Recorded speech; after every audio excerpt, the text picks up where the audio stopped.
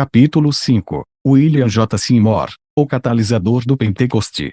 Servindo como o catalisador do movimento pentecostal no século XX, William J. Seymour transformou um pequeno estábulo de cavalos, localizado na Rua Azusa, na cidade de Los Angeles, em um centro internacional de avivamento, pelo fato de o batismo com o Espírito Santo, acompanhado pela evidência do dom de falar em línguas, ocupar a maior parte das reuniões que se realizavam ali. Seymour se tomou o líder do primeiro movimento organizado a promover essa experiência. Ali em Azusa, negros e brancos, hispânicos e europeus, todos se encontravam e louvavam juntos, transpondo barreiras culturais impossíveis de se ultrapassar em outros tempos. E apesar do sucesso daquele avivamento ter sido tão curto, continuamos a colher os seus frutos. Hoje, Azusa continua sendo uma palavra muito conhecida no meio do povo de Deus.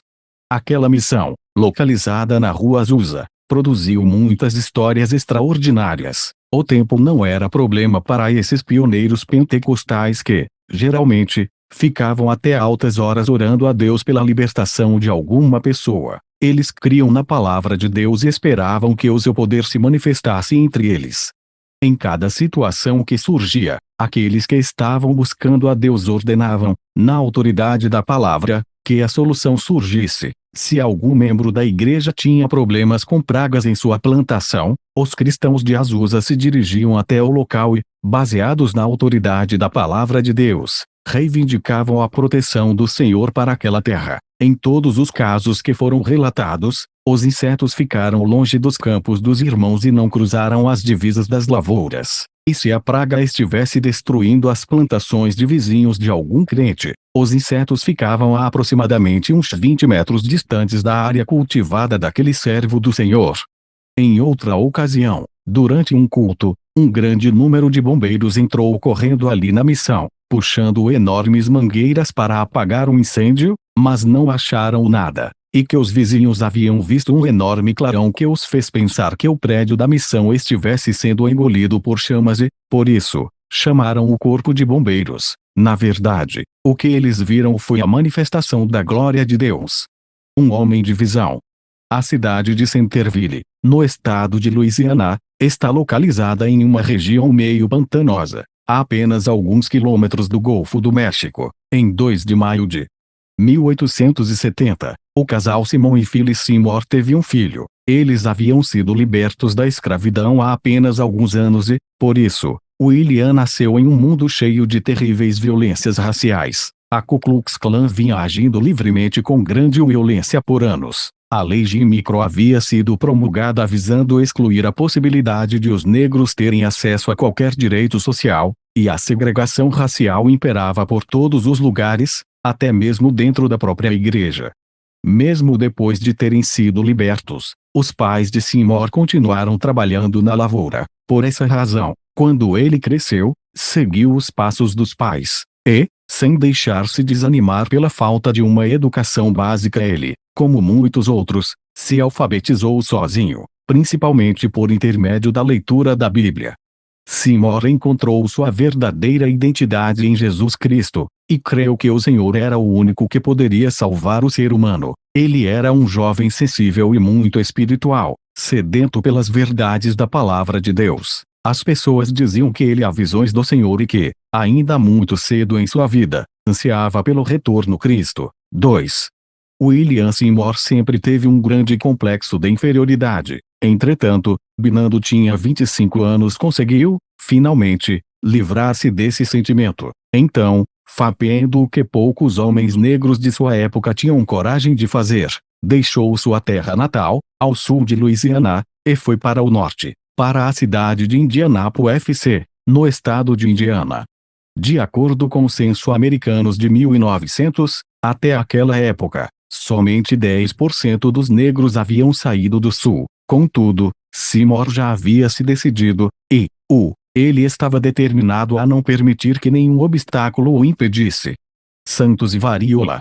Diferente do sul, uma região predominantemente rural, Indianápolis era uma cidade bastante agitada e que oferecia muitas oportunidades. Todavia, muitas empresas e companhias ainda mantinham suas portas fechadas para a população negra. Assim, O único emprego que Seymour conseguiu foi como garçom. Logo depois que chegou ali, Seymour passou a frequentar a Igreja Metodista Episcopal Simpson. Essa igreja, que era um braço da Igreja Metodista do Norte, possuía um apelo evangelístico voltado para todas as classes, o que foi do agrado dele. Mais tarde, o exemplo dessa igreja o ajudou a estruturar as bases da sua fé. Para ele, estava se tornando mais evidente que não havia divisão de classe ou de cor na obra redentora de Jesus Cristo. Entretanto, logo as diferenças raciais começaram a ficar difíceis ali em Indianápolis e, por isso, Seymour mudou-se para Cincinnati, no estado de Ohio. Lá, continuou a frequentar a igreja metodista, contudo, logo percebeu que a doutrina ali também estava ficando cada dia mais severa. Ele era um ferrenho seguidor de John Wesley, e Tijupe cria em orações poderosas, santidade, cura divina e que, em Jesus, não deveria haver discriminação de pessoas. Contudo, para ele, parecia que os metodistas estavam se desviando de suas raízes. Na sua procura por uma igreja, Seymour conheceu, por acaso, a Evening Light Saints, Santos da Luz Vespertina, que mais tarde ficaria conhecida como o movimento de reforma da Igreja de Deus. Os crentes ali não usavam instrumentos musicais, não permitiam o uso de brincos ou maquiagem, e nem dança ou jogos de cartas. Embora parecesse a religião dos nãos, o grupo era extremamente feliz. Aqueles cristãos encontraram gozo na fé cristã, tanto nos tempos de bonança quanto nas adversidades. 3. Seymour foi calorosamente recebido pelos cristãos ali. Foi durante esse tempo que ele recebeu o seu chamado para o ministério, contudo, relutou bastante e estava temeroso em atender. E no meio dessa batalha, contraiu varíola que, naquele tempo, era fatal. Ele, porém, sobreviveu àquele terrível sofrimento por um período de 3 semanas. Todavia, como consequência da enfermidade, perdeu a visão do olho esquerdo e ficou com profundas cicatrizes no rosto. William Seymour chegou à conclusão de que havia contraído aquela doença pelo fato de não ter respondido prontamente ao chamado de Deus. Então, submeteu-se imediatamente aos planos do Senhor e foi ordenado pelos Santos da Luz Vespertina. Começou logo a viajar como evangelista itinerante, levantando seu próprio sustento financeiro. Naqueles dias não era muito comum os obreiros do Senhor pedirem ofertas, e eram muito poucos os que o faziam. E Seymour, como muitos do seu círculo, cria que Deus era o seu provedor. Ele confiava que, se Deus o havia chamado, então ele supriria todas as suas necessidades. Falar em línguas. Hoje. Nesse tempo, Seymour deixou Cincinnati e viajou para Texas, evangelizando por todo o caminho por onde passava. Quando chegou a Houston, sentiu-se em família ali, e decidiu estabelecer a base do seu ministério naquela cidade. Em meados do ano de 1905, o evangelista Charles F. Parham estava realizando uma cruzada em Bullion Hall, no centro de Houston. Todas as noites, depois que o trânsito diminuía um pouco, Parham e seus colaboradores faziam um desfile pelas ruas da cidade, vestidos com os pomposos trajes típicos da Terra Santa, carregando seu estandarte do movimento pela fé apostólica. Os jornais falavam muito bem daqueles desfiles, e sempre lhes davam destaques em suas páginas. 4.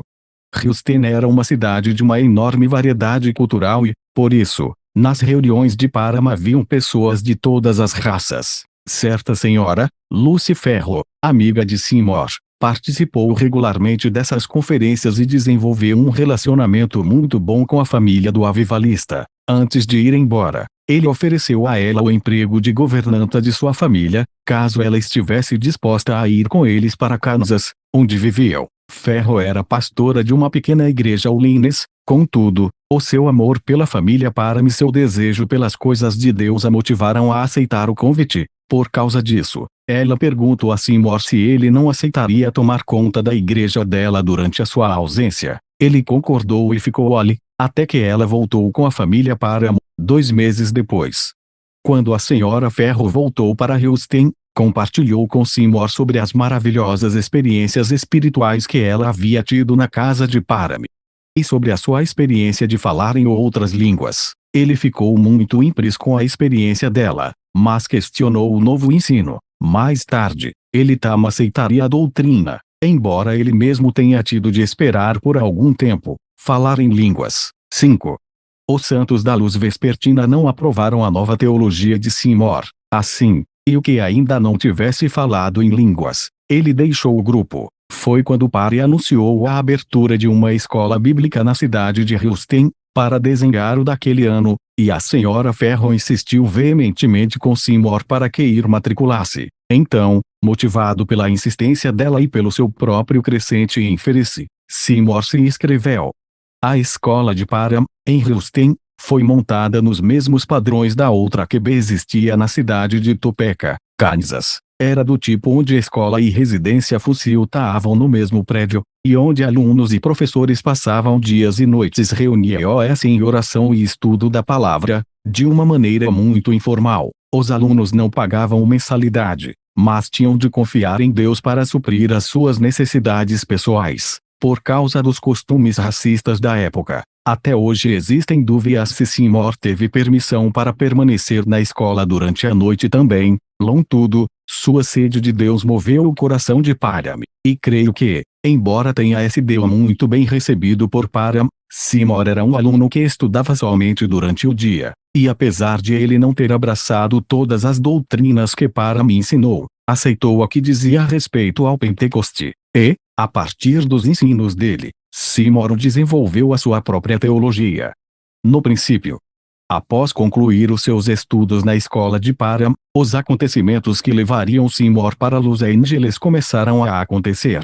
Em 1906, no início do ano, ele começou a fazer planos para abrir uma nova igreja pentecostal, onde pudesse pregar a sua recém-descoberta doutrina. Então, inesperadamente recebeu uma carta de uma jovem chamada Neely Terry, quando Seymour estava substituindo o pastor Lucy Ferro em sua igreja na cidade de Houston. Neely Terry estava ali revisitar seus parentes e, durante esse tempo, frequentou aquela igreja. De volta à Califórnia, a jovem não se esqueceu da liderança gentil e segura de Seymour. Por essa razão, em sua carta ela pedia a ele que viesse para Los Angeles e aceitasse ser o pastor de uma igreja que tinha se separado da igreja do Nazareno, crendo que aquela carta estava revelando a vontade de Deus para a sua vida. No mês de janeiro Seymour fez as malas e partiu para a Califórnia. Mais tarde ele escreveu o seguinte, a esse respeito: foi um chamado divino que me trouxe de Houston para Los Angeles.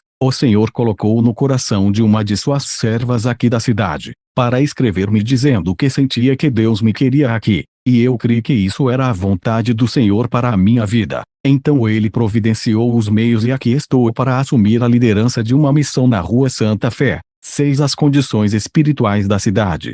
Havia uma fome espiritual crescendo na cidade de Los Angeles, um grande anseio e um enorme desejo de que algo tremendo acontecesse ali. E mesmo antes da chegada de Seymour já havia evidências de um avivamento espiritual. Na virada do século, os evangelistas haviam espalhado o fogo de Deus por todo o sul da Califórnia, e muitos grupos estavam indo de porta em porta, orando e testemunhando do Senhor. Na realidade, a cidade inteira estava às portas de um grande acontecimento, uma vez que muitos grupos de cristãos estavam buscando a Deus com sinceridade de coração.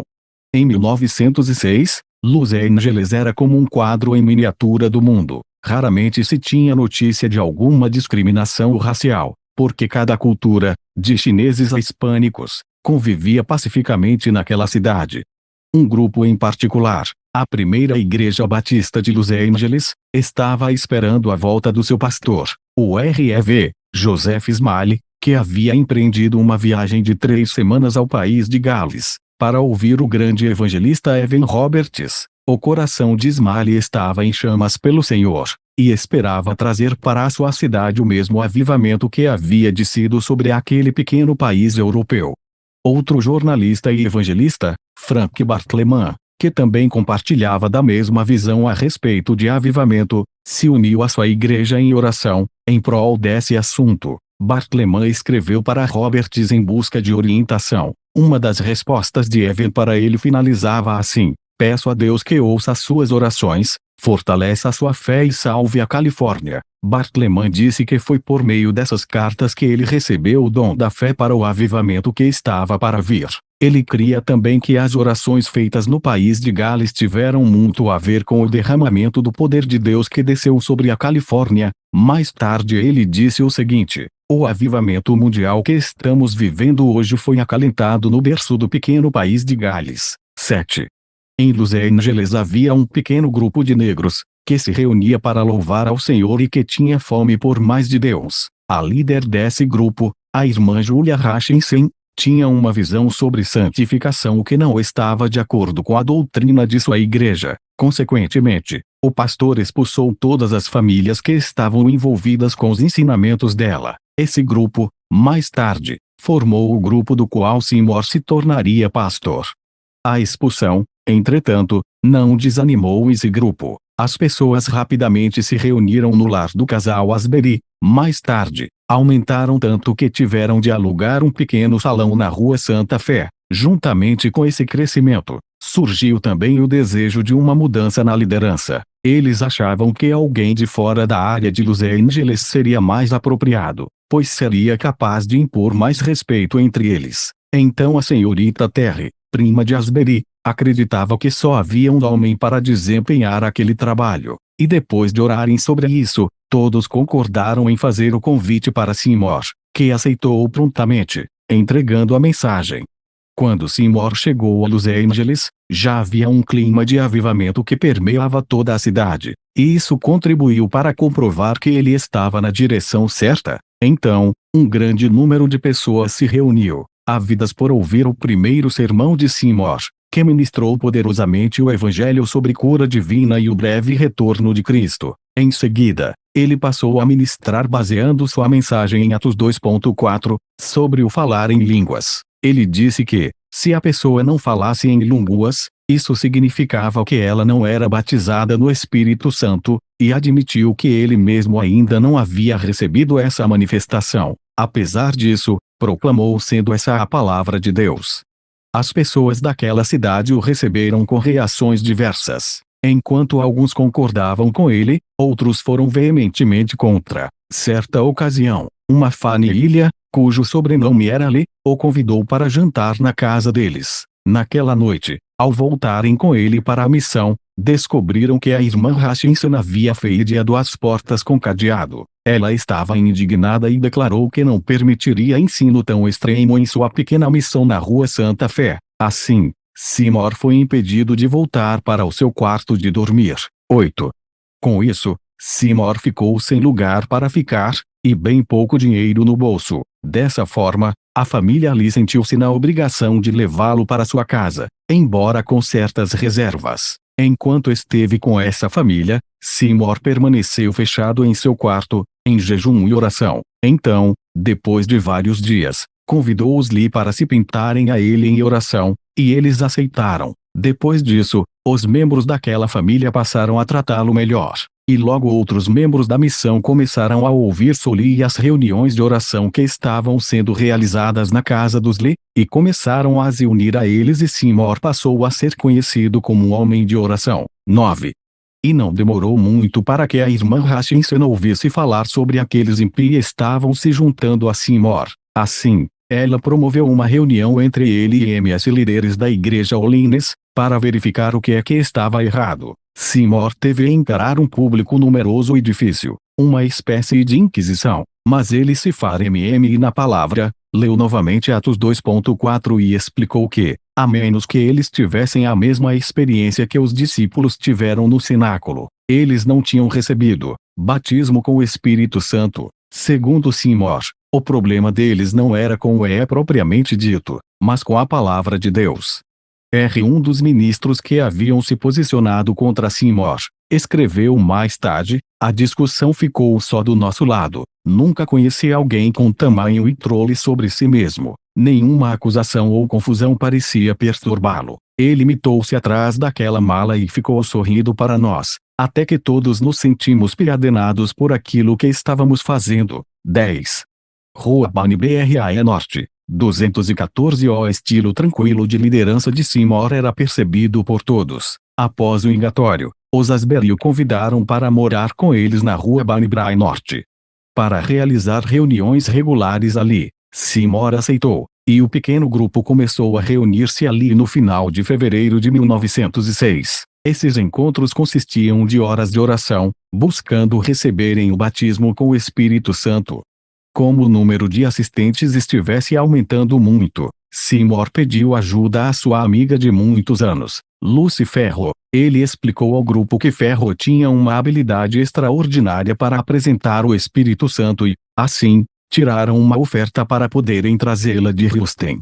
Quando a irmã Ferro chegou, Seymour anunciou ao grupo que eles iriam começar um jejum de 10 dias, até que recebessem a divina bênção do batismo com o Espírito Santo. O grupo jejuou e orou durante todo o fim de semana. Então, na segunda-feira, o Senhor lhe pediu que Seymour fosse até a sua casa para orar por ele, pois estava doente. Seymour ungiu com óleo, orou, e o Senhor lhe foi imediatamente curado. Em seguida, ele pediu para que Seymour impusesse as mãos sobre ele e orasse, para que recebesse o batismo com o Espírito Santo. E tão logo Seymour fez isso, o Senhor lhe começou a falar em línguas em alta voz. Os dois se alegraram grandemente pelo resto do dia e, mais tarde, foram juntos para a reunião de oração da noite.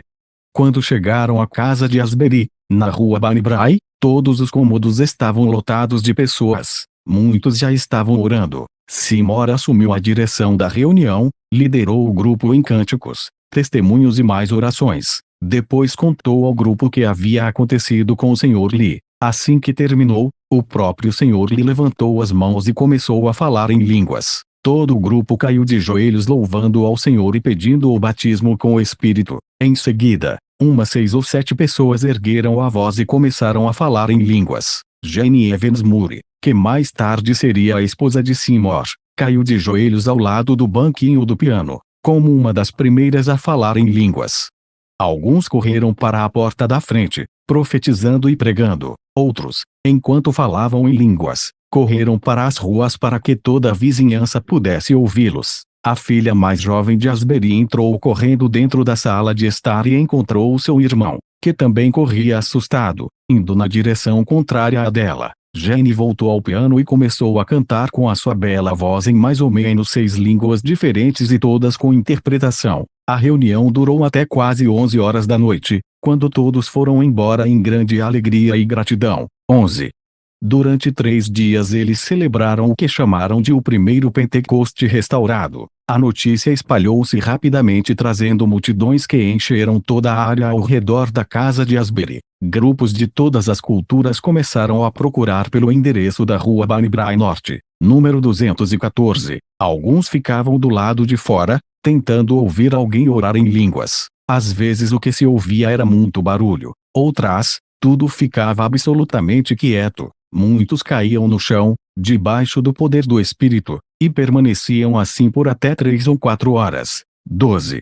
Naqueles dias também houve curas surpreendentes. Uma pessoa relatou: o barulho do grande derramar do Espírito me atraiu. Eu havia sido uma farmácia ambulante durante toda a minha vida, padecendo de câncer e pulmões fracos. Quando eles me viram, disseram: filho, Deus vai curar você. Naqueles dias de tão grande derramamento de poder, quando eles diziam que Deus iria curar alguém, isso era verdade. Fui curado e isso já faz 33 anos. Nunca mais voltei ao médico e nem tomei mais aqueles velhos remédios. Graças a Deus, o Senhor me salvou, me batizou com o Espírito Santo, me curou e pude seguir a minha vida me regozijando. 13.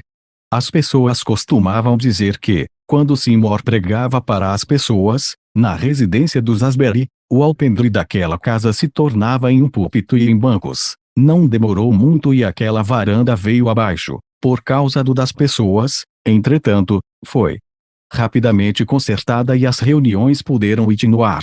E foi durante a terceira noite daquelas reuniões que Seymour finalmente teve o próprio encontro com o Espírito Santo. Já era tarde naquela noite de 12 de abril de 1906 e muitos já tinham ido embora, quando Seymour foi cheio do poder e começou a falar em línguas. Ele estava ajoelhado ao lado de um servo do Senhor que o estava ele, ajudando a orar por um quebrantamento quando, finalmente, Eur recebeu o batismo. O tão esperado dom do Espírito finalmente desceu sobre o homem cuja pregação havia trazido libertação para tantos outros. Rua Azusa, 312. Todos concordavam que deveriam encontrar outro local de reuniões rapidamente, afinal de contas, a residência dos Asbury não podia mais acomodar todas aqui pessoas. Assim, no dia 14 de abril de 1906, Seymour e seus ajudantes saíram à ilha de um lugar mais apropriado. Eles andaram pela cidade, pelos locais nas extremidades de onde estavam se reunindo, até que, finalmente, chegaram em uma sem saída, aproximadamente a 1 quilômetro de onde costumavam se reunir, e ali, na região industrial de Los Angeles.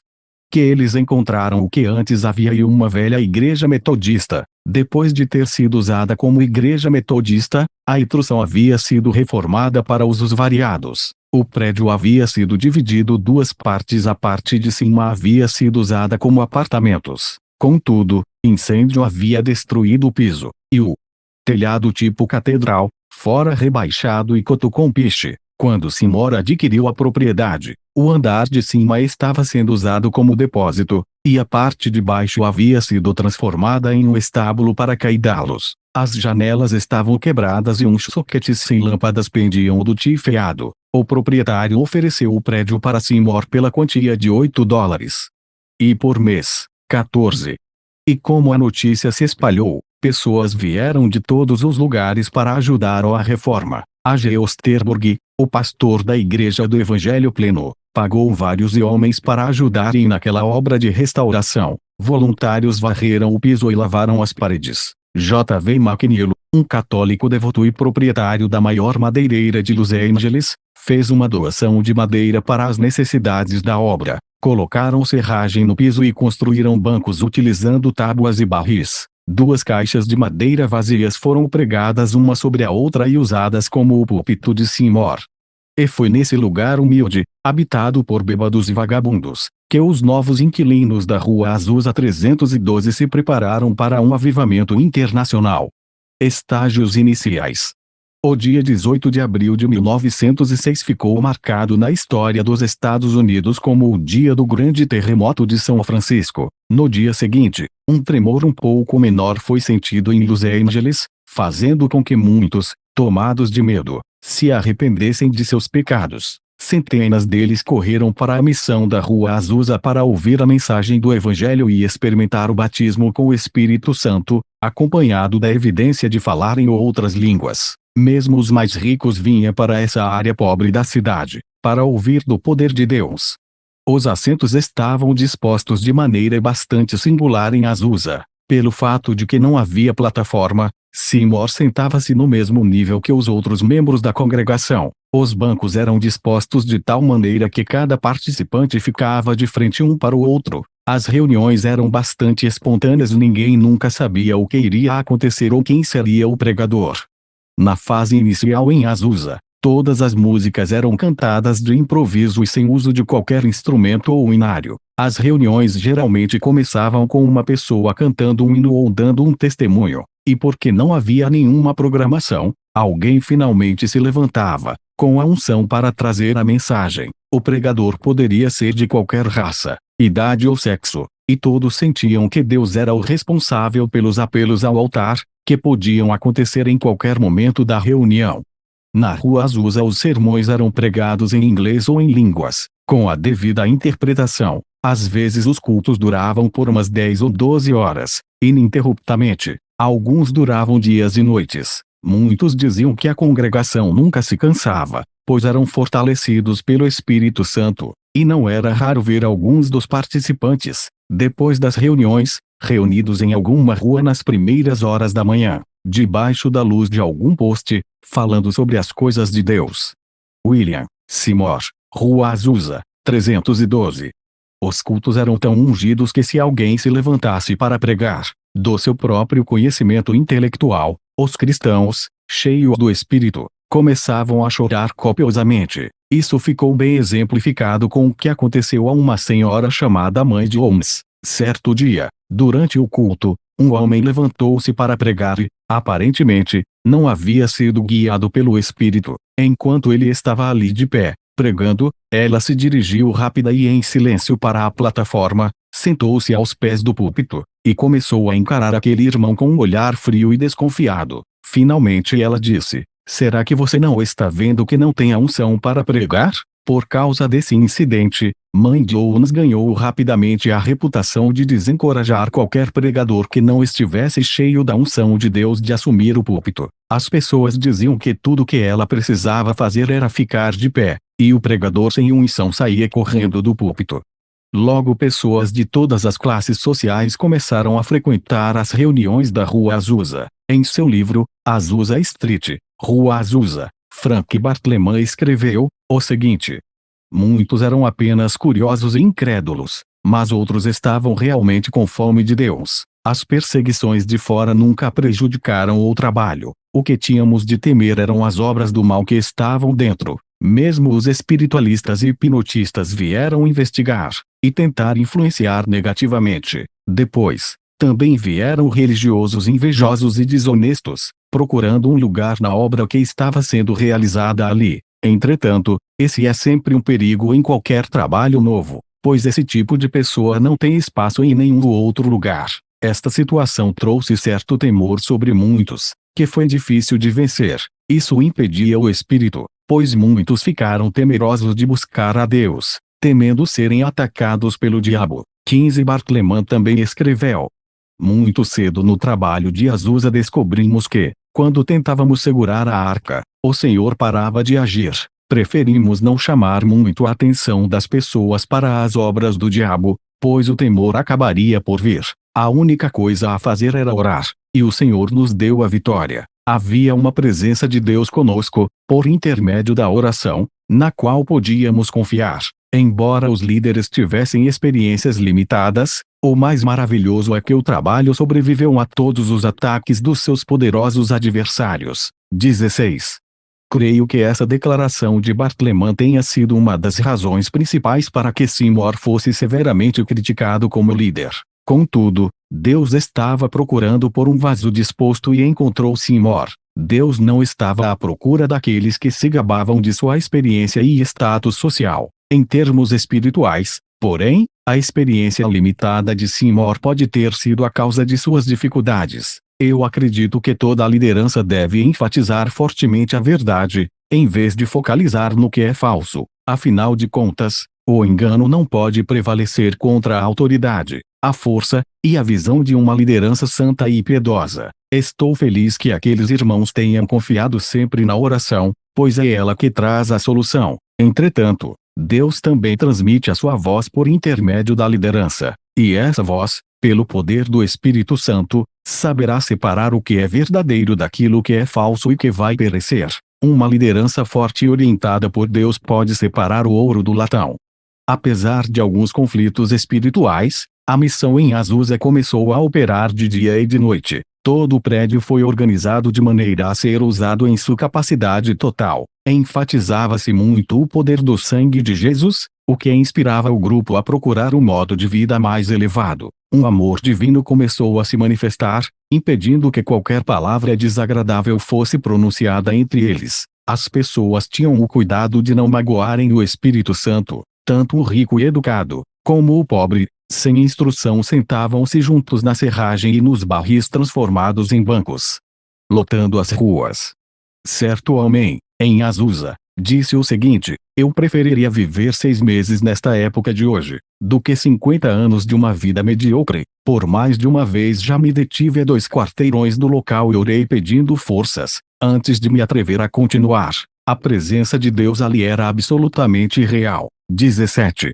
As pessoas costumavam dizer que, em Azusa, o poder de Deus podia ser sentido mesmo do lado de fora do prédio. Dezenas de pessoas foram vistas prostrando-se ao chão em plena rua, antes mesmo de conseguirem chegar à missão. Depois, muitos se levantavam falando em línguas, sem sequer ter recebido qualquer orientação de alguém do lado de dentro. 18. No verão, a frequência já tinha alcançado números surpreendentes, geralmente em torno de milhares. O local havia se tornado um ajuntamento internacional. O relatório dizia que todos os dias, dos trens desembarcava um grande número de visitantes que tinham vindo de todas as partes do continente. Novos relatórios das reuniões se espalharam por toda a nação, tanto na imprensa secular como na religiosa. 19.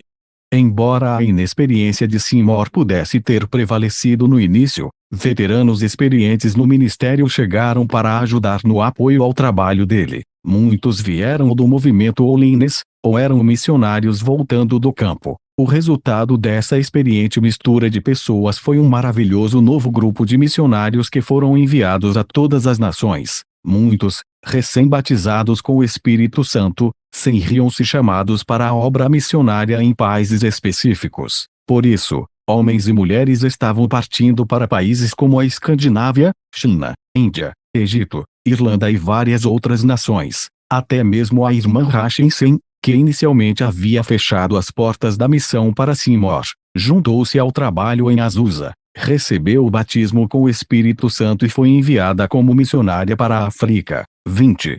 Owen Adams, de Califórnia, viajou de Azusa para o Canadá, onde se encontrou com Robert Semple, primeiro marido de Aimee Semple McPherson. Quando Adams encontrou Semple, contou a ele dos acontecimentos milagrosos ocorridos em Azusa e de sua experiência de falar em línguas. Semple ficou muito empolgado e falou sobre isso com a sua esposa Aimee, antes que seguissem para a China, onde Robert Semple morreria. Contudo, as novidades de Adams fizeram nascer no coração de Aimee uma ardente curiosidade, e assim, quando ela voltou para os Estados Unidos, escolheu Los Angeles para ser a base de seu trabalho, sendo o lugar onde agiu o seu fenomenal ministério. 21.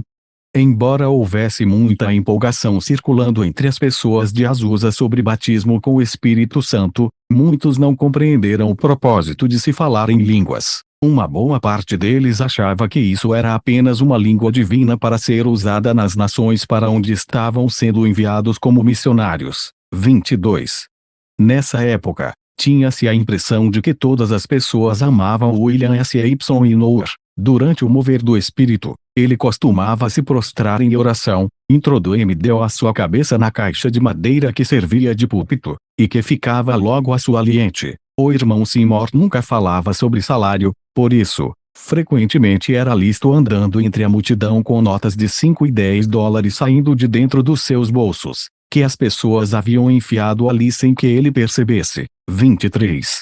John G. Lake também visitou as reuniões da Rua Azusa. Mais tarde, em seu livro, Ventures in God, Aventuras em Deus, ele escreveu o seguinte a respeito de Seymour: ele tinha o vocabulário mais engraçado que eu já vi, mas quero dizer uma coisa, havia ali doutores, advogados e professores ouvindo as coisas maravilhosas que saíam de seus lábios. Não foi o que ele disse em palavras, mas o que ele disse por meio do seu espírito para o meu coração que me mostrou que ele tinha mais de Deus em sua vida do que qualquer outro homem que eu já havia conhecido até aquele tempo. Era a presença de Deus nele que atraía as pessoas a ele. 24.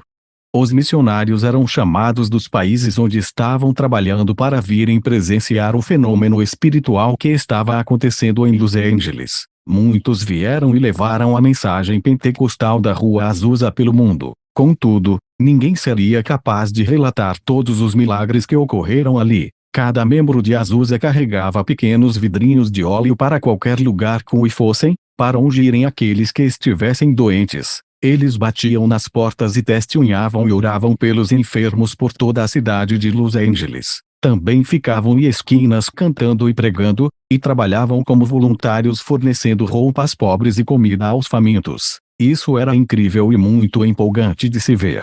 Em setembro de 1906, a pedido das pessoas, Seymour começou uma publicação chamada The Apostolic Faith, a Fé Apostólica, e em poucos meses a lista de assinantes JJ estava com mais de 20.000 nomes, e logo no ano seguinte esse número já havia William J. Seymour e sua esposa William J. Seymour Jane Evans Seymour.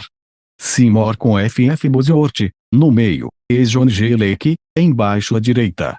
Mais do que dobrado, nessa publicação Seymour anunciava a sua intenção de restaurar a fé que uma vez foi outorgada por intermédio das antigas pregações, reuniões em acampamentos, avivamentos, missões, trabalhos nas ruas e nas prisões. 25. Em sua primeira publicação, Seymour escreveu: multidões têm chegado, Deus não faz diferença de nacionalidade. 26 depois, alguns meses mais tarde, ele escreveu: Papai Seymour.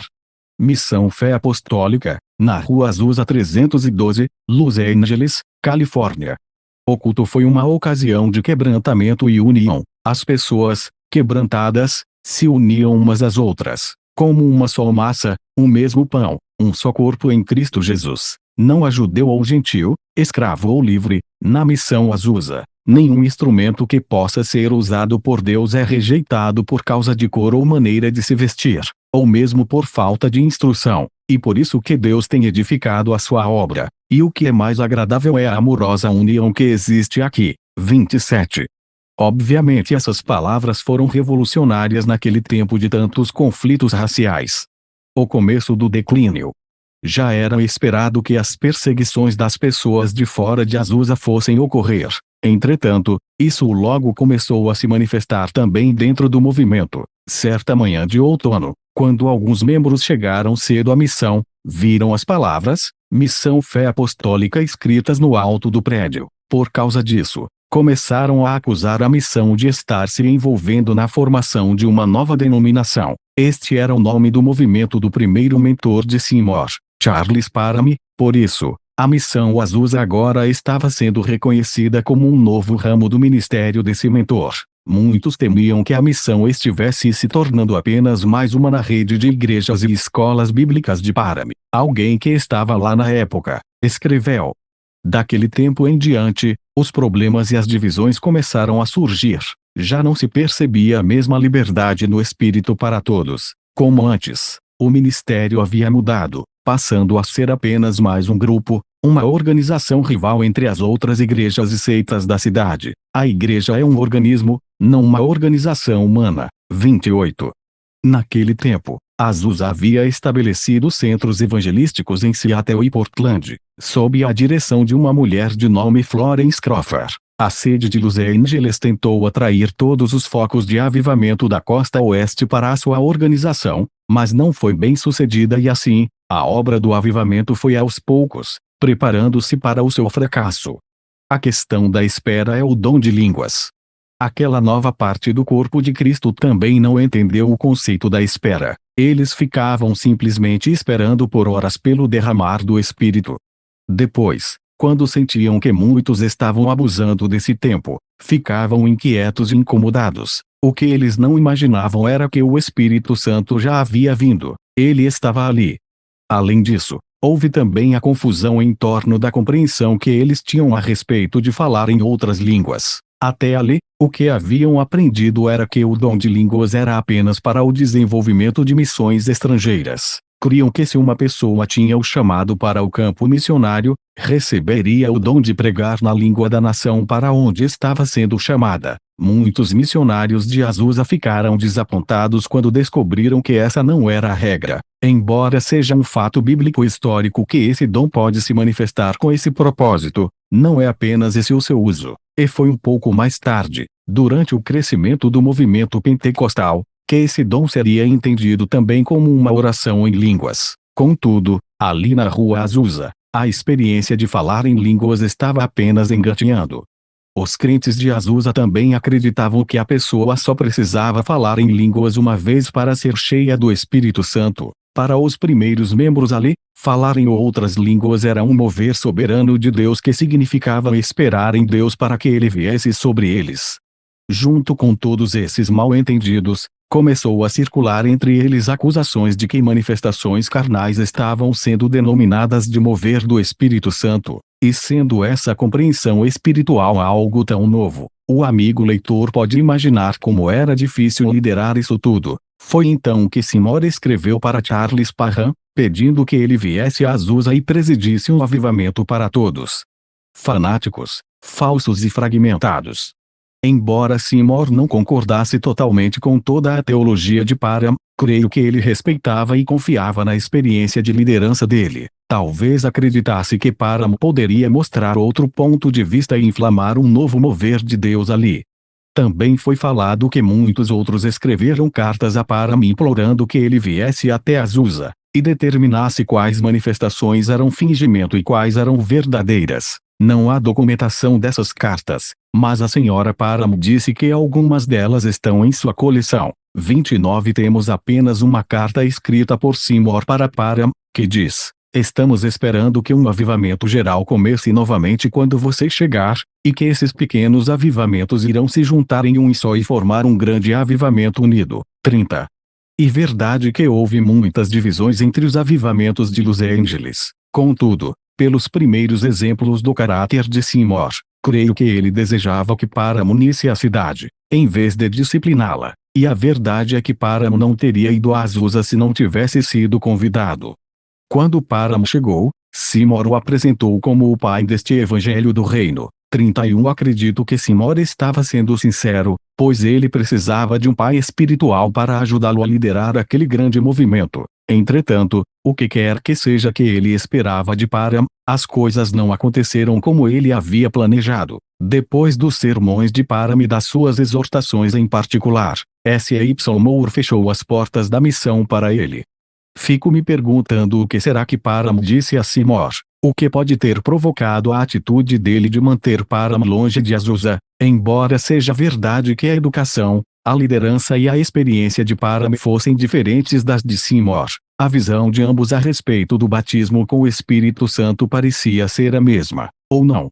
Quando chegou em Azusa, Parham sentou-se no culto enquanto olhava horrorizado para as manifestações que estavam acontecendo ao seu redor. Durante os seus cultos, ele permitia que os membros tivessem certa liberdade, mas nada que beirasse o fanatismo. Alguns dos estudantes das escolas bíblicas do próprio Parham até sentiam que ele era muito rigoroso em sua definição de fanatismo. E em Azusa, além dos gritos e das danças, as pessoas se chacoalhavam e tremiam. Era uma atmosfera profundamente emocional, e havia muitas manifestações verdadeiras do espírito juntamente com as falsas. Por causa da variedade de culturas ali representadas, Seymour acreditava que cada pessoa deveria ter liberdade para ter a sua própria experiência emocional, baseado em como cada indivíduo entendia o mover do espírito, independentemente deste entendimento estar certo ou errado.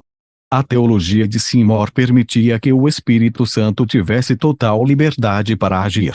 Contudo, poucos sabiam o suficiente sobre o mover do Espírito para liderar o povo nessa questão. Seymour sentia que se uma cultura era forçada a agir ou se expressar de certa maneira, o Espírito não iria se manifestar entre eles. Creio que ele era muito sensível espiritualmente em seu modo de liderar, e seguiu isso com o melhor de suas habilidades. Existe uma linha muito tênue entre ferir o espírito humano e ofender o Espírito Santo. Não existe nenhum registro de Seymour com respeito a manifestações de hipnotismo. Entretanto, existe de Parham. Vejamos um de seus relatórios sobre o assunto. Eu corri para Los Angeles e, para a minha surpresa e espanto, encontrei a situação ainda pior do que imaginava. Manifestações na carne, possessões, embora muitos estivessem mesmo recebendo o verdadeiro batismo com o Espírito Santo, vi pessoas no altar praticando o hipnotismo naqueles que estavam buscando o batismo com sinceridade de coração. Depois de pregar por 2 ou 3 minutos, 2 líderes da igreja me disseram que eu não era bem-vindo naquele lugar. Então, juntamente com alguns cooperadores do Texas, abrimos um grande avivamento no prédio WCT em Los Angeles. Muitos foram salvos e maravilhosas curas aconteceram ali, e mais ou menos umas 300 pessoas que estavam possessas ou com estranhos espasmos e ataques durante os trabalhos na rua Azusa foram libertas, receberam os verdadeiros ensinos do Pentecoste e também falaram em outras línguas. Quando falei sobre as diferentes fases do fanatismo que se tem visto aqui, o fiz com toda a bondade e ao mesmo tempo, com todo temor e firmeza. Contudo, vou falar francamente com respeito ao trabalho que encontrei aqui. Encontrei influências hipnóticas, influência de espíritos familiares, influências do espiritismo, do mesmerismo, e todo tipo de feitiços, espasmos, pessoas em transe, etc. Também quero dizer umas palavras sobre o batismo com o Espírito Santo. O falar em línguas nunca é produto de nenhuma das práticas ou influências mencionadas acima. Tais procedimentos não são conhecidos entre nossos obreiros, como a sugestão de certas palavras e sons, um tipo de movimento do queixo, ou massagem na garganta. Existem muitos em Los Angeles que cantam, oram e falam em línguas maravilhosamente, à medida que o Espírito Santo as orienta, mas existe muita barulheira aqui que não é o dom de línguas de maneira nenhuma. O Espírito Santo não faz nada que não seja natural ou apropriado, e qualquer empenho forçado do corpo, mente ou da voz não é obra do Espírito Santo e, sim, de algum espírito familiar, ou outra influência. O Espírito Santo nunca nos leva além do ponto do autocontrole ou do controle de outros, enquanto que espíritos familiares ou fanatismo, ambos nos fazem perder o autocontrole e a capacidade de ajudar aos outros. 32. Talvez a percepção de Parama estivesse certa, contudo, os resultados poderiam ter sido diferentes se ele tivesse sido um pouco mais paternal do que ditador.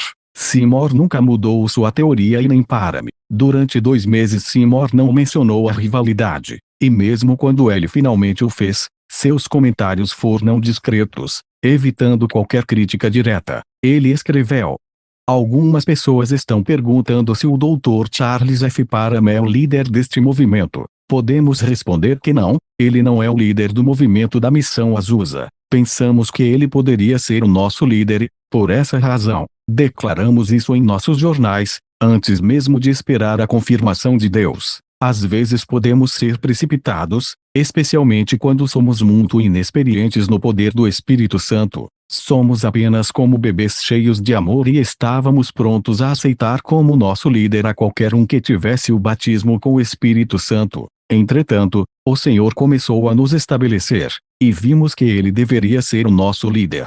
Por isso honramos a Jesus como o grande pastor das ovelhas. Ele é o nosso modelo. 33. Assim, na tentativa de defender a sua doutrina de unidade, Seymour permaneceu fiel aos seus ensinamentos, não permitindo que nenhuma palavra rude fosse proferida contra qualquer dos seus acusadores. Teoria de Franz Anton Mesmer, 1733, 1815, médico austríaco, segundo a qual todo ser vivo seria dotado de um fluido magnético capaz de se transmitir a outros indivíduos, estabelecendo-se, assim, influências psicossomáticas recíprocas, inclusive com fins terapêuticos. Dicionário Aurélio. O problema da santificação. Embora Seymour fosse um seguidor de John Wesley, ele nunca seguiu seus ensinamentos sobre santificação. Seymour cria que uma pessoa poderia vir a perder a salvação, se agisse na carne. Ele ensinava que a santificação, ou a perfeição sem pecado, era uma obra da graça, diferente da salvação. Uma vez que a pessoa fosse santificada, iria agir em santidade durante todo o tempo. Entretanto, se pecasse ela perderia a salvação. Pode imaginar os problemas e acusações que esse tipo de ensino provocou ali em Azusa.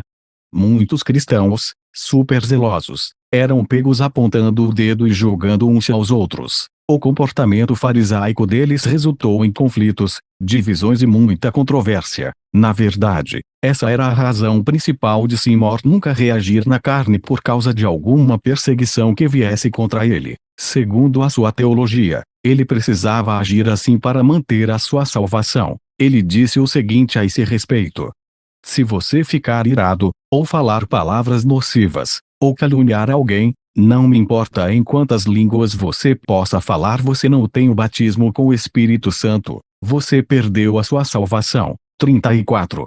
Seymour poderia até fechar as portas para algum pregador que fizesse oposição a ele, mas jamais falaria uma única palavra contra tal pessoa. Amor e traição. Apesar das muitas acusações, erros e perseguições, Seymour permaneceu fiel na sua busca por avivamento. Parecia que ele confiava e acreditava sempre no melhor de cada pessoa, e como uma demonstração de sua natureza gentil e quase ingênua, mais tarde ele escreveu: você não pode ganhar as pessoas pregando contra suas igrejas ou pastores. Se você pregar contra igrejas, vai descobrir que o doce Espírito de Cristo vai desaparecer e o severo Espírito de julgamento virá para ocupar o lugar dele. As igrejas não devem ser culpadas pelas divisões. As pessoas estão buscando a luz. Elas fundam denominações porque não conhecem uma maneira melhor. Quando as pessoas fogem do amor do Senhor, começam a pregar sobre roupas, comidas, doutrinas de homens e contra as igrejas. Todas essas denominações são nossas irmãs. Por isso, vamos buscar a paz e não a confusão. No momento que acharmos que somos os donos da verdade, estaremos prestes a cair. 35. Na próxima primavera, Seymour precisava decidir se iria comprar o local em Azusa, ou mudar-se para outro local. Então ele apresentou as opções para a congregação e os irmãos concordaram em fazer um pagamento imediato de $4.000, dos 15.000 que precisavam, e dentro de um ano, bem antes do prazo final que eles tinham, o restante foi pago. Nesse tempo, notícias de milagres e abertura de novas missões chegavam a Los Angeles, vidas de todas as partes do mundo. Encorajado, Seymour comentou: "Estamos às portas do maior milagre que o mundo já presenciou." 36. Durante esse tempo, Seymour começou a pensar em se casar. Então, Jane Evans Moore, um membro fiel do seu ministério em Los Angeles, tornou-se a sua esposa. Ela era uma moça conhecida por sua beleza, por seus talentos musicais e pela sensibilidade espiritual que possuía. Era uma pessoa muito gentil e sempre se manteve fiel ao lado de Seymour. Foi ela quem sentiu de Deus que eles dois deveriam se casar, e Seymour concordou. Assim, o casamento foi realizado no dia 13 de maio de 1908. Depois do casamento, William e Jane se mudaram para um modesto apartamento que ficava no piso superior da missão Azusa. Entretanto, a notícia do seu casamento irritou um pequeno, mas influente grupo na missão. Uma das pessoas que mais se colocou contra foi Clara Lum, a secretária da missão e responsável pela publicação do jornal. Depois que ela ficou sabendo do casamento de Seymour, decidiu repentinamente que era hora de deixar a missão. Alguns membros de Azusa tinham umas ideias muito estranhas sobre casamento. O grupo de Lum acreditava que casamento nos últimos dias era uma desonra, uma vez que Jesus já estava voltando. Ela condenou severamente Seymour por causa de sua decisão. Pode ser que Clara Lum estivesse secretamente apaixonada por Seymour, e tenha decidido ir embora por causa do seu ciúme. Qualquer que seja a razão, o fato é que ela se mudou para Portland, no estado do Oregon, para se juntar à missão liderada por uma antiga membro associada de Azusa, Florence Crawford. E quando ela foi embora, levou consigo as listas de assinantes do jornal de Seymour, tanto a nacional como a internacional. Essa atitude inconcebível acabou com o alcance mundial da publicação de Seymour. Toda a sua lista de assinantes, nacionais e internacionais, de mais de 50.000 nomes, fora roubada. Ele ficou apenas com os assinantes da cidade de Los Angeles. Então, quando a edição de maio de 1908, da revista Fé Apostólica foi enviada para o correio, a capa era igual às anteriores, mas dentro havia uma nota avisando do novo endereço em Portland, para onde os assinantes deveriam enviar as ofertas e correspondências. Os milhares que ansiosamente liam o jornal e enviavam as suas contribuições para a publicação, agora começaram a enviá-las a Portland, sem questionar a mudança, e já no número de junho, não havia nenhum gol de Seymour publicado. Finalmente, por volta de setembro daquele ano, as referências sobre Los Angeles foram omitidas completamente. Quando ficou claro e a senhorita Lum não voltaria, os Seymour viajaram até Portland para contarem e pedir de volta a lista. Contudo, eles nunca conseguiram o seu intento. Sem essas informações vitais, era impossível para Seymour continuar com a sua publicação. E assim começou uma era dramática em Azusa. A última divisão, Deus ou o Homem. Durante os anos de 1909 e 1910 Seymour continuou seu ministério em Azusa, apesar de o número de pessoas ter diminuído dramaticamente, por falta de influência e recursos. Então, ele deixou 2 jovens na direção da missão e partiu para Chicago, em uma viagem de pregações pelo país. E no início de 1911, William H. Durham começou a realizar reuniões em Azusa, em seu lugar. A pregação dramática de Durham trouxe centenas de pessoas novamente para a missão, até muitos dos antigos cooperadores de Azusa, de muitas partes do mundo, também voltaram para a missão. Quando o fogo começou a descer novamente ali, eles chamaram isso de o segundo aguaceiro da chuva tardia. Em um dos cultos, mais de 500 pessoas tiveram de voltar para suas casas, pois não havia lugar. Por isso, nos intervalos dos cultos, as pessoas não saíam, com medo de perder os seus assentos. 37. O último conflito em Azusa aconteceu entre Seymour e Durham. Os dois divergiam grandemente em sua teologia. Durham pregava em alto e bom som, de modo inflexível, que a pessoa não poderia perder a sua salvação, mesmo se cometesse pecados. A salvação era pela fé, expressada em obras, mas não apenas pelas obras. Ele pregava que o movimento pentecostal precisava desesperadamente de um equilíbrio entre a lei e a graça, porque a doutrina das obras havia provocado muitas divisões. 38 Seus ensinos caíram como uma chuva fresca em dia quente sobre aqueles que o ouviram. Isso fez com que as pessoas voltassem literalmente aos montes. Alarmados pelo grande número de seguidores de Dharam e pelas diferenças em sua doutrina, os líderes de Azusa acharam o melhor entrar em contato com Seymour. Por isso, ele voltou imediatamente a Los Angeles para reunir-se com Dharam. Entretanto, Seymour e Dharam não conseguiram chegar a um acordo sobre as suas doutrinas. Assim, no mês de maio, Seymour fez novamente uso do cadeado e fechou as portas da missão para Dharam. 39. Sem se deixar abalar pela atitude de Seymour, Dharam e seus auxiliares adquiriram um grande prédio de 2 andares que tinha a capacidade de acomodar mais de 1000 pessoas sentadas. O andar de cima era usado como um local reservado para a oração e ficava aberto dia e noite. As multidões de Azusa seguiram Dharam e milhares foram salvos, batizados e curados, enquanto a velha missão Azusa se transformou em um local virtualmente deserto. Cansado e exausto. Entretanto, a velha missão Azusa permaneceu aberta para qualquer um que desejasse entrar. Seymour continuou sendo o líder e manteve a sua doutrina, mesmo não havendo ninguém interessado em participar. Ele mudou as reuniões para apenas uma vez por semana, aos domingos, as quais duravam o dia inteiro. Por várias vezes ele tentou aumentar o número de reuniões, mas não havia interesse por parte do público, e no final, havia uma assistência de apenas 20 pessoas, que eram basicamente do grupo original de Azusa. Ocasionalmente apareciam visitantes que haviam participado da missão nos seus tempos de glória e, naturalmente, Seymour estava feliz em lhes dar as boas-vindas. Contudo, a cada dia ele passava mais e mais tempo na leitura e na meditação. Em 1921 William Seymour fez a sua última campanha pela América. Quando F. regressou a Los Angeles, em 1922, as pessoas começaram a notar que ele parecia muito cansado. Ele assistia a muitas convenções ministeriais, mas nunca recebia qualquer reconhecimento por parte dos líderes destas convenções.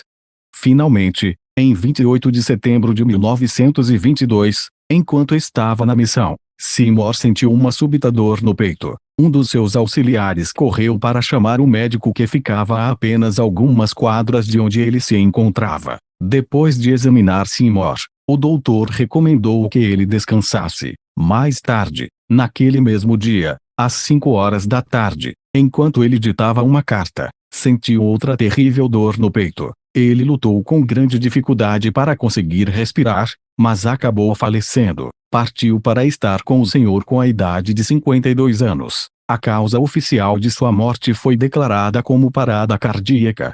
O avivalista foi enterrado em um simples caixão de Sequoia, no cemitério Evergreen, em Los Angeles. Ele foi colocado para descansar entre as sepulturas de muitos outros, de várias nações e continentes. Em seu epitáfio, escreveram as simples palavras: nosso pastor. Infelizmente, apenas 200 pessoas compareceram ao funeral de William Seymour, mas elas deram muitos testemunhos das grandes obras de Deus realizadas por intermédio deste grande general, que lutou na linha à frente do ministério. Sombras e lobos. Depois da morte de Seymour, por alguns anos sua esposa exerceu a função de pastora da missão da Rua Azusa. Tudo continuou bastante tranquilo durante 8 anos. Depois, em 1931, mais problemas surgirão, por intermédio de uma série de batalhas judiciais travadas por alguém que desejava assumir a liderança da missão. As autoridades da cidade se indispuseram com o grupo e disseram que a estrutura à propriedade estava condenada. Mais tarde, nesse mesmo ano, o prédio foi demolido. Antes disso, porém, ela havia sido oferecida a uma denominação pentecostal. Pi respondeu: não estamos interessados em ruínas 40 hoje. Só existe uma placa à rua onde ficava a propriedade. Aquele local é apenas um lote vago. 5 anos mais tarde, Jane Seymour foi admitida em um hospital da região, cujo tratava de doentes terminais. Ela faleceu no dia 2 de julho de 1936, vítima de ada cardíaca, e foi unir-se ao seu marido, no céu. O legado de poder. Embora o legado deixado por William J. Seymour pareça um tanto desanimador, seu trabalho entre os anos de 1906 e 1909 resultou no surgimento e vertiginoso crescimento do movimento pentecostal em todo o mundo. Hoje, muitas denominações atribuem a sua fundação aos participantes de Azusa. Muitos dos primeiros líderes da Igreja Assembleia de Deus vieram do ministério em Azusa. Demos Sakarian, o fundador da Associação dos Homens de Negócio do Evangelho Pleno, disse que o seu avô havia sido membro daquele ministério. Os esforços evangelísticos da família Valdez, da família Garr, do Dr. Charles Price, e outros incontáveis também são ligados àquele avivamento. Provavelmente todos do movimento pentecostal de hoje podem atribuir suas raízes, de algum modo, ao trabalho de Azusa, independentemente de toda a controvérsia e doutrinas peculiares de Azusa. Sempre que esse nome é mencionado, mais do que depressa se pensa no poder do Espírito Santo que foi derramado ali. Deus não é racista. Alguns têm tentado fazer do avivamento da Rua Azusa e do ministério de William J. Seymour uma simples questão de racismo. Infelizmente, algumas vezes um genuíno mover de Deus acaba ficando em segundo plano em função de considerações raciais. Talvez esse seja o principal motivo por que se deu em Azusa tenha durado apenas 3 anos. Deus não permitiria que sua glória fosse vítima das discussões de homens. E, se isso porventura acontecesse, ele se aparta e fim da questão. Alguns dos que parecem se deixar influenciar por questões raciais ficam chateados com o fato de Seymour ser chamado de o catalisador do Pentecoste, em vez de pai desse movimento. Segundo o dicionário Webster, o catalisador é algo que apressa um processo ou um acontecimento, e aumenta o grau de velocidade a que se processa uma reação, tradução direta do original inglês. E foi exatamente isso o que Seymour fez. O ministério pentecostal de William Seymour aumentou a consciência das pessoas a esse respeito a tal ponto que não apenas causou uma reviravolta na maior cidade dos Estados Unidos da época, como também se espalhou por todo o mundo a um ritmo inacreditável. Parece que cada continente foi de alguma forma tocado pelo avivamento de Azusa. Conforme já mencionamos, questões raciais foram apenas uma pequena parte das muitas interferências ocorridas em Azusa. Creio que cometemos um grande erro quando olhamos para esse avivamento como se fosse uma questão primordialmente de negros e brancos. Nenhuma raça em particular pode reclamar a patente do mover de Deus. O Senhor nunca agiu segundo a cor do homem. Ele opera através do coração humano. À medida que vamos conhecendo os grandes generais do nosso passado e nos dispomos a aprender com o sucesso deles, não permita que você seja contado entre os que fracassaram. Recuse-se a ouvir as vozes de ontem e de hoje que veem apenas as aparências. Em vez disso, siga o exemplo daqueles que foram impulsionados pelo Espírito de Deus. Prossigamos em direção à maturidade e lutemos pelo prêmio que é muito melhor que a glória pessoal. Só a eternidade revelará totalmente os frutos do ministério de William J. Seymour. Contudo, uma coisa é certa, ele foi como uma banana de dinamite, pronta para ser usada por Deus, para provocar a explosão do avivamento pentecostal por todo o mundo. E foi exatamente isso o que ele fez. Capítulo 5, William J. Seymour. Referências: A.C. Valdez, Senhor Firion, Azusa Street, Fogo na Rua Azusa, Costa Mesa, C.A. Gift Publications, 1980, pp. 87 a 89. Emma Caten, Personal Reminiscences, Recordações pessoais.